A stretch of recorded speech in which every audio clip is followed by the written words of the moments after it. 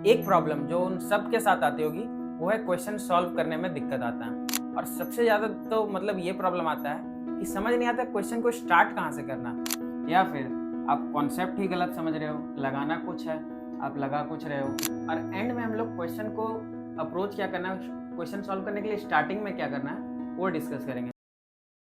Hello hello hello, नमस्कार। मैं रोहित कुमार एक बार फिर से हाजिर हूँ जमशेदपुर झारखंड से। और आज की इस नई वीडियो में हम लोग बात करने वाले उन स्टूडेंट्स के लिए जो 11th में हो, 12th में हो या ड्रॉपर्स हो, नीट के हो या जेई के हो या फिर बोर्ड्स के हो। एक प्रॉब्लम जो उन सब के साथ आती होगी वो है क्वेश्चन सॉल्व करने में दिक्कत आता है। जैसे लेक्चर कर लेते हैं, नोट्स बना लेते हैं, लेकिन जब डीपीपी या पीवाईक्यू या टेस्ट के क्वेश्चंस करते हैं तो बहुत तरह का प्रॉब्लम आता है। या तो क्वेश्चन समझ लेते हैं बट सॉल्व नहीं होता है, या फिर क्वेश्चन का लैंग्वेज ही नहीं समझ में आता है, या तो कैलकुलेशन मिस्टेक होता है या कॉन्सेप्चुअल मिस्टेक होता है। और सबसे ज़्यादा तो मतलब ये प्रॉब्लम आता है कि समझ नहीं आता क्वेश्चन को स्टार्ट कहाँ से करना, मतलब जो अप्रोच है क्वेश्चन सॉल्विंग का वो इस वीडियो में किस तरह से रखना है उसके बारे में जानेंगे। तो वीडियो पूरा देखना। सबसे पहले तो आप लोग जो करते ही होगे, लेक्चर हो गया होगा, नोट्स बना लिए। अगर नोट्स नहीं बनाए तो टेलीग्राम पे मेरा नोट्स मिल जाएगा। उसके बाद जब क्वेश्चन बनाते हैं तो क्वेश्चन स्टार्ट कहाँ से करें, ये प्रॉब्लम सबके साथ होता होगा और हर सब्जेक्ट में होता था। मतलब ज़्यादातर तो फिजिक्स और फिजिकल केमिस्ट्री में ही होता था। देखिए, क्वेश्चन नहीं बनने का कारण बहुत सारा हो सकता है। या तो आप कोई कैलकुलेशन मिस्टेक कर रहे होगे, हर क्वेश्चन में सॉल्व कर ले रहे हो अच्छे से, लैंग्वेज भी समझ ले रहे हो, करेक्ट फार्मूला भी अप्लाई कर रहे हो, लेकिन कैलकुलेशन में आप मार खा जा रहे होगे। या फिर आप कॉन्सेप्ट ही गलत समझ रहे हो, लगाना कुछ है, आप लगा कुछ रहे हो, उसकी कंडीशंस कुछ और है, वो गलत कर रहे हो। तो उसमें क्या करना चाहिए? अगर लैंग्वेज प्रॉब्लम है, मतलब क्वेश्चन पढ़ के समझ ही नहीं आ रहा है कि क्वेश्चन में बोल क्या रहा है और मांगा करने क्या बोल रहा है, तो उसके लिए क्या करना चाहिए? और हाँ, क्वेश्चन मतलब स्टार्ट कहाँ से करें, मतलब क्वेश्चन सॉल्व करने का अप्रोच क्या रखना चाहिए, वो भी नहीं समझ में आ रहा। तो उसके ऊपर ये चारों टॉपिक्स जो है, और अदर्स अगर आपका कोई और प्रॉब्लम आ रहा है तो वो आप कमेंट कर देना, मैं उसका रिप्लाई कर दूंगा। बट ये जो 4 पॉइंट्स है, इसके ऊपर कंप्लीटली मतलब क्या क्या स्टेप हमें फॉलो करना चाहिए, उसके ऊपर ये वीडियो रहेगा। तो पूरा देखिए।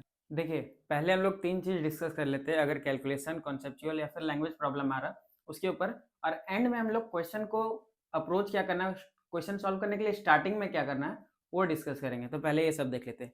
अगर आपका मतलब सब चीज़ सही हो रहा, बस कैलकुलेशन लास्ट में आप गलत कर दे रहे हो, तो उसके लिए आपको क्या करना चाहिए ना, कि जो बुक्स होते हैं या फिर कहीं से भी आप गूगल में देख लो अगर बुक्स नहीं है तो, जिसमें सॉल्व्ड एग्जाम्पल्स हो, तो उसका क्या करना ना, आप पूरा क्वेश्चन सॉल्व मत करो अभी।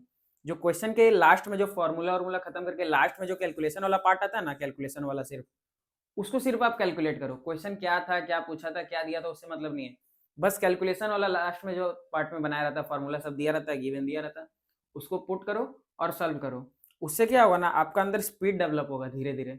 जैसे अभी आप छोटा मोटा कैलकुलेशन के लिए भी रफ करते होगे ना, वो सब आप फिर मुंह से करने लगोगे डायरेक्ट। कैलकुलेशन उससे आपका फास्ट होगा और एक्यूरेट होगा धीरे धीरे। ऐसा नहीं है कि वीडियो देखे यार कैलकुलेशन आपका तुरंत सही हो जाएगा, ऐसा नहीं है। आपको मेहनत उतना ही करना पड़ेगा। वीडियो से आपका कोई फायदा नहीं होगा, बस वीडियो में जो बताएं उसको अप्लाई करेंगे तो फिर एक्चुअल फायदा होगा। ये तो कैलकुलेशन का हो गया। अगर आपसे कॉन्सेप्चुअल एरर हो रहा है, मतलब आपको क्वेश्चन समझ में नहीं, पढ़ के लैंग्वेज समझ ले रहे हो लेकिन आप अप्लाई नहीं कर पा रहे हो, या फिर थ्योरी ही गलत लगा रहे हो, या फिर आपकी अंडरस्टैंडिंग ही गलत है, तो फिर आपको लेक्चर दोबारा से देखना चाहिए। मतलब ये नहीं है कि आप बैच का वापस से लेक्चर फिर 12-13 घंटा का देखो। आप वन शॉट फॉलो कर लो, या फिर जो माइंड मैप्स वगैरह होते हैं वो सब फॉलो कर लो। उससे आपको एक क्विक रिकैप मिल जाता है। उससे जो थ्योरीज थी ना छोटी छोटी, और ट्राई करना कि जिस टीचर से आप पढ़ चुके हो, अभी बैच में पढ़े हो या फिर कहीं भी, जैसे आप मान लीजिए फिजिक्स पढ़े, हमारे सर से कोई चैप्टर पढ़े, तो उनका माइंड मैप भी ट्राई करना है, या फिर जो वन शॉट है तो एम आर सर से ही करो तो ज़्यादा अच्छा रहेगा। क्योंकि हर टीचर अच्छा पढ़ाते हैं, बट उसमें क्या है ना, आप अगर एक टीचर से फॉलो कर रहे हो तो उनका जो पैटर्न है वो आप 2-3 बार देख लोगे तो आपको ज़्यादा इजीली समझ में आएगा। बाकी समझ में अगर नहीं अवेलेबल है किसी चैप्टर का तो आप देख सकते हो दूसरी फैकल्टीज़ का। बट मेरा यही पर्सनल सजेशन रहेगा कि जिस टीचर से पढ़ रहे हो उसी टीचर का देखना। और अगर आपको देखिए, ये हो गया कंसेप्चुअल वाला। उसके बाद अगर आपको लैंग्वेज में प्रॉब्लम आ रहा है, क्वेश्चन को लैंग्वेज नहीं समझ में आ रहा, तो इसका दूसरा उपाय कोई नहीं है।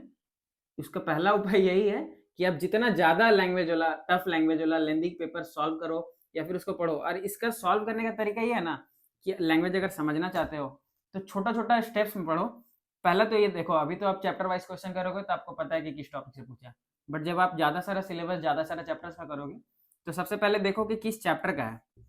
चैप्टर आप पता करो, उसके बाद फिर पता करो कि टॉपिक कौन सा है। ठीक है? जब इतना समझ में आ रहा है ना, तो समझ जाओ कि आप क्वेश्चन कर लोगे।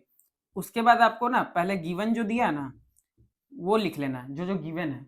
और जो पूछा है लास्ट में कोई एक चीज पूछा होगा जो आस्क्ड रहेगा, उसको देखना है। उसके बाद ना आप जो गिवन और आस्क्ड जो जो चीज इसमें इंक्लूड है, जो जो टर्म्स, जो जो मान लीजिए एक्सेलरेशन, स्पीड, कुछ कुछ दिया हुआ है और कोई एक चीज पूछा है, तो आप कोई ऐसा फॉर्मूला खोजो इस टॉपिक का जिसमें ये चारों चीज या पांचों चीज आते हो, आप समझ जाओगे वही फॉर्मूला मेरे को लगाना। और जब आप ये धीरे धीरे ज्यादा नंबर ऑफ क्वेश्चंस करोगे तो आपको लैंग्वेज का जो प्रॉब्लम है वो नहीं आने वाला। तो अब आते हैं मेरी तरफ से जो आपके लिए ट्रिक या टिप्स जो भी कह लो उस पर, कि आपको ये अगर यूज करोगे ना तो मतलब मैक्सिमम क्वेश्चन 99% आप इजीली सॉल्व कर लोगे। हाँ, ऐसा नहीं कि तुरंत कर लोगे, धीरे धीरे आपकी जितना ज्यादा प्रैक्टिस करोगे उतना ज्यादा आप अच्छे होते जाओगे। देखिए क्वेश्चन स्टार्ट कैसे करना है, पहले तो आप क्वेश्चन को रीड करो।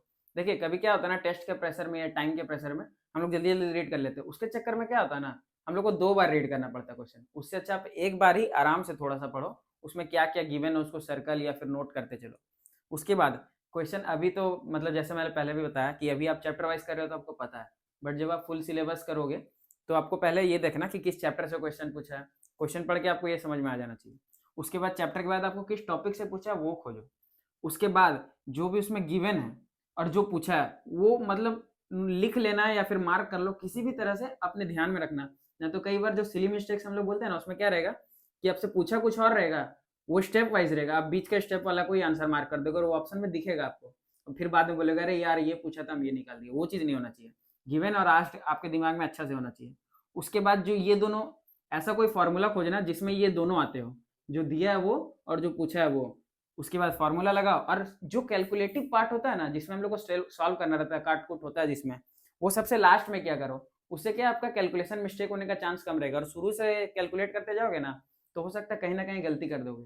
लास्ट में जब एकदम सब चीज़ निकल जाए, मेन जो कैलकुलेशन है वो एंड में किया करो, ताकि आप आंसर भी मैच करो तो, और आपके दिमाग में ये रहे कि जो पूछा था हम वही निकाल रहे हैं। तो आज के लिए वीडियो में इतना ही था, मिलते हैं नेक्स्ट वीडियो में। और अगर कुछ आपका सजेशन या फिर डाउट रह गया होगा तो कमेंट कर देना। तब तक के लिए ओके बाय।